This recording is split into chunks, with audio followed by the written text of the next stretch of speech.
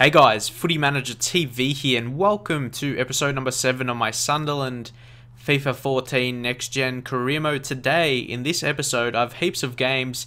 Sometimes, or at least occasionally, you'll see these episodes around 15 to 16 minute long, where I try and get through 4 or 5 games, because I have them recorded and I'll just put them in the same episode, especially when there's some hard games, like you got Manchester United.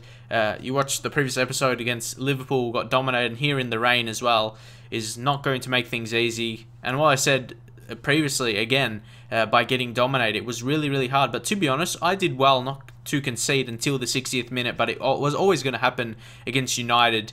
Real life, they're not doing great, but in the game, United's a good team. They've got quality players, and Rooney, Van Persie, they're hard to stop, to be honest, in attack, and the defense is solid. Midfield is okay, but still, they're a top team, and they still have the money to make decent signings as well.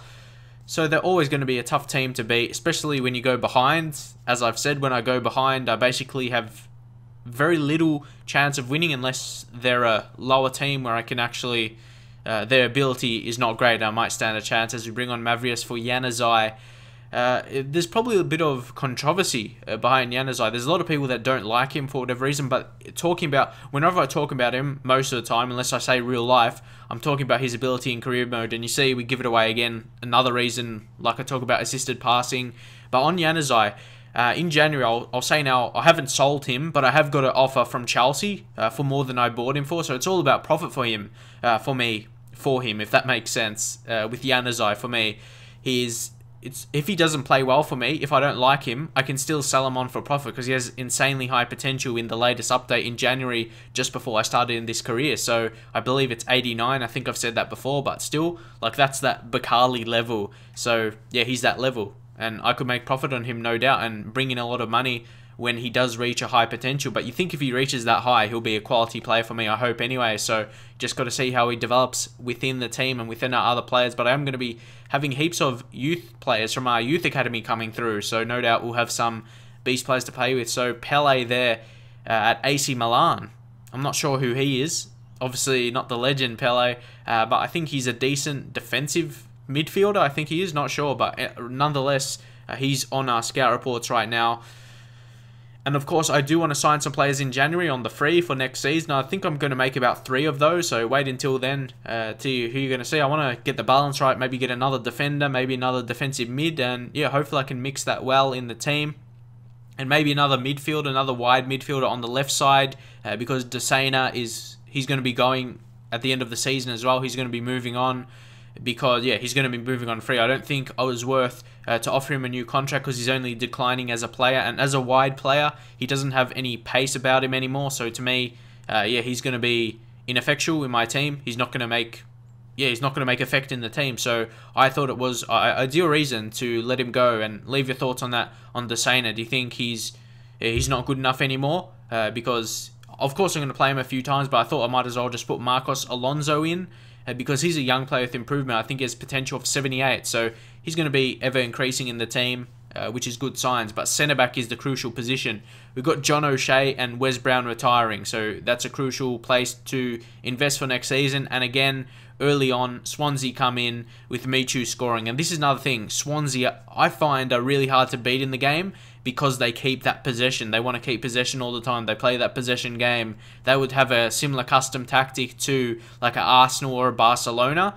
And as I've said previously, I really struggle to win the ball back. And it's even multiplied by a team that plays that way. You see Swansea, they play fantastically. I'm not sure what my player was doing there, was just jumping in, trying to win the ball. And once again, Swansea, I tried to win the ball there, and those low crosses are impossible to stop. And I didn't think I didn't even make any subs till that stage, and I probably should have made a sub earlier, but I like to wait till it goes out. Well, you have to wait till it goes out, yeah, that's a thing. And it didn't go out to the 80th minute, at least after the 60th minute, if that makes sense, because I never really make subs before then. And it's going to be tough to come back, especially, again, a team Swansea's level and the way they want to play a passing game. And again, I like this formation we have. Like, it's a defensive 4-3-3, you know, I said, and I think he'd be good. And I can't forget, I am Sunderland. I'm not, like, you can't be expected Sunderland to win the majority of games. Like, I'm doing well to not be in the relegation zone at the minute. But if I keep up this way, it's not going to be long before I head there. Look at that. that's shocking, to be honest. That's not acceptable by our game. 40% possession and only one shot on target. Swansea completely dominated us. There's no shying away from that fact.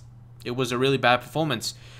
And we're going to be slowly dropping. You see, we're into 11th now, and I get scared. I get really scared when I see these messages because it gives me the thought that I'm going to get fired, and I can't take that. So I'm going to be simming some games, but more so because I can't be bothered. Regardless of my results, I can't be bothered to play every single game. And this series for me is more about developing a team. That's what I do in career mode.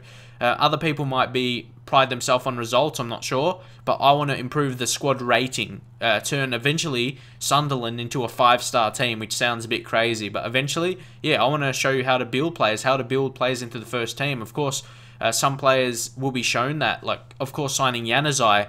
I want to show you giving him regular games, starting him, like those young prospects, young 18-year-olds. If you play them for basically every single game, obviously not every single game, but for the majority of the season, you'll see that. And I really want to show you how I develop him into the team, and also youth players from our youth academy that's going to come to the team later, well, yeah, in the second half of this season and into next season as well. And I'll show you how much you play them, but not play them too much, or you might get injuries, and injuries plague their development as well. So you got to take all those things into account, and also you have to take into account you want to get good results. But here it was a game against Newcastle, a very important match, but it was nothing interesting, to be honest. It was just a bore nil-nil, sorry, bore draw, I should say, and nil-nil. Very disappointing. We did have more shots on target, 3, but there was only 5 shots in target for the whole game, and they weren't really clear shots. It was just really.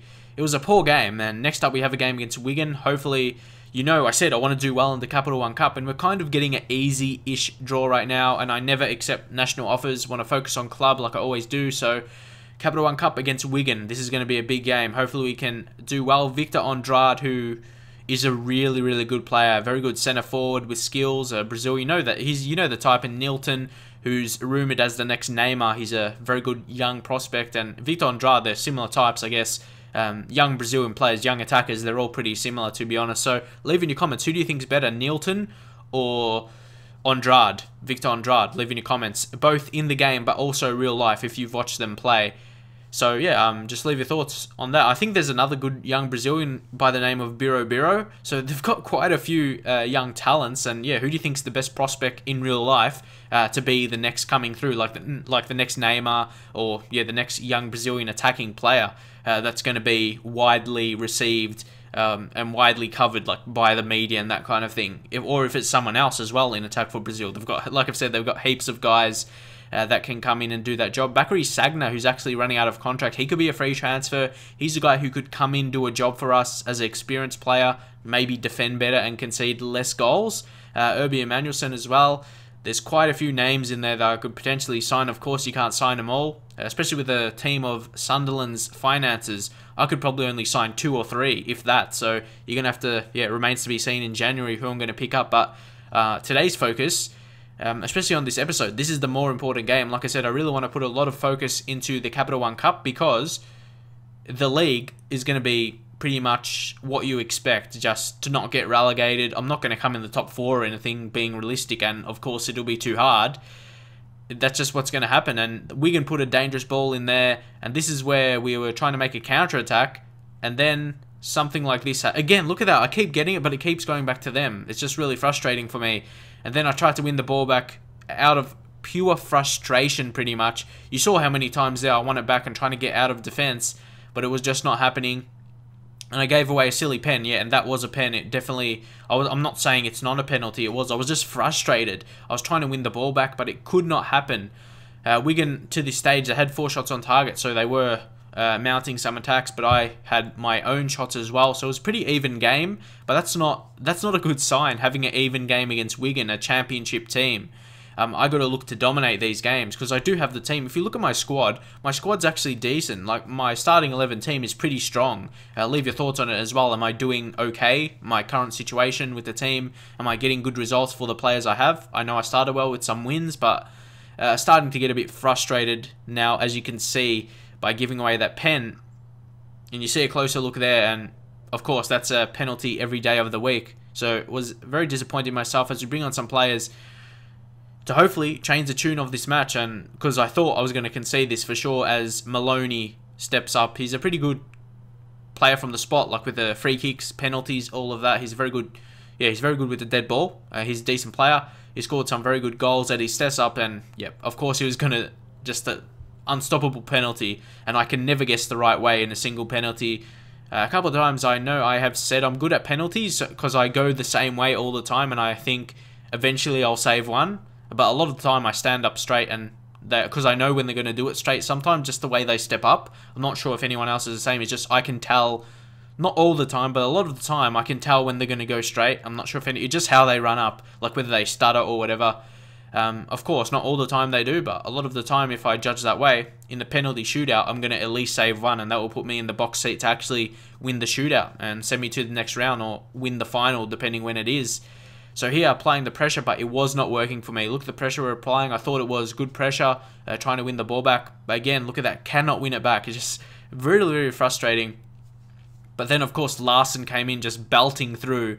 I think he came off the bench as one of the subs. And Altidore, if he wasn't a strong player, lucky we did have him, because we wouldn't have been able to create that chance. But it wasn't even a goal anyway, so there's no point. As Craig Gardner, the good long shot taker, yeah, that was a pretty embarrassing shot from his standards, especially in the game. He's got like 86 long shot taking and the long shot taker trait as well. So I was expecting more from him in that situation. But don't forget, in the rain, it's pretty much impossible to score a long shot goal. But maybe I've spoken too soon about that. We're going on. We need a score. This is not very good. We play a ball to Mavrias. He's doing well. That's a very, very dangerous cross, but well cleared acrobatically by them. As Altidore comes in, and I kind of was willing for a pen there, but it wasn't really a penalty shout on that occasion, just because Altidore went down and their defender was around him. I wanted a pen, to be honest, especially as I was struggling to score. But we are doing well here. Look at that. Larsson. Decent ball in the rain. Then Mavrias, the young Greece, the Greece international player. He's a really, really good player. I think he's got a call up in the game for me. That's why I said that, but I'm not 100% sure. Verratti celebrating. A very good signing for me. Still gelling with the teammates, though, playing in that central midfield role. But Sebastian Larsson, decent ball by him, and it's not the final action you'll see from him in this game, as he comes in with another cross deep to Marcos Alonso, who is an okay player. He's got decent potential, as I said, 78, but at the moment, he doesn't feel amazing. He's only like 66 rated or something, or 69, one of those.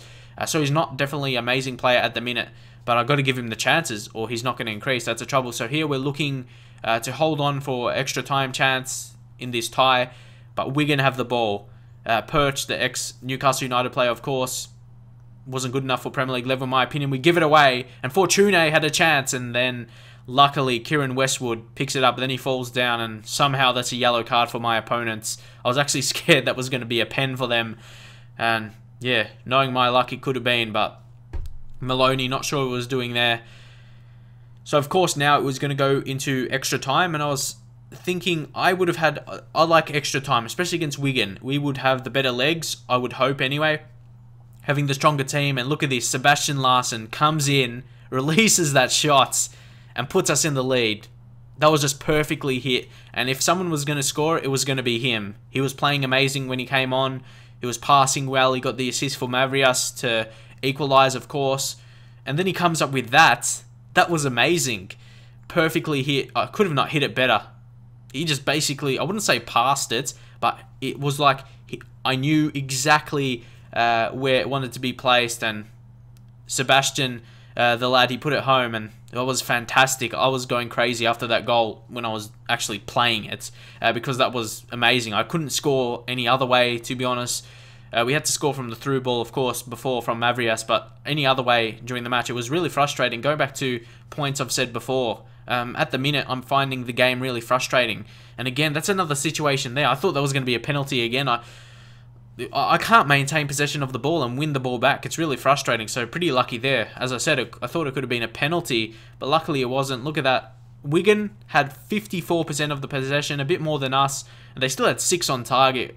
That's still frustrating to me. We should be winning that game, or at least playing. Yeah, we did win, but in extra time. If that was just a league match, only a draw, yeah, I don't think that's good enough. So leave your thoughts how I'm playing. I know I'm not playing great. More so, I want to leave your thoughts how I can improve in my game and dominate games more, not just maybe I should stop playing on the counter-attack. That's the original thing for me, but I don't think we have the team to dominate possession. We got Verratti, he's one class player, and we got Key as well. We could actually dominate possession if I actually tried to do that, if we played a possession game instead of a counter-attacking game in the custom tactics. So leave your thoughts on that, I guess. We pick up an injury to Verratti, which is going to probably... It's going to affect our results, to be honest. He's our key midfielder. So, yeah, we're going to... Maybe not... If we're not playing good now, imagine without Verratti. So we've got some youth players here you can check out as this episode ends. So if you enjoy this, please drop in your comments, drop in the likes as well. I always like to see people's thoughts, and likes always motivate me to drop the next episode. So hopefully you'll be seeing the next episode very, very soon. And I'll see you guys then.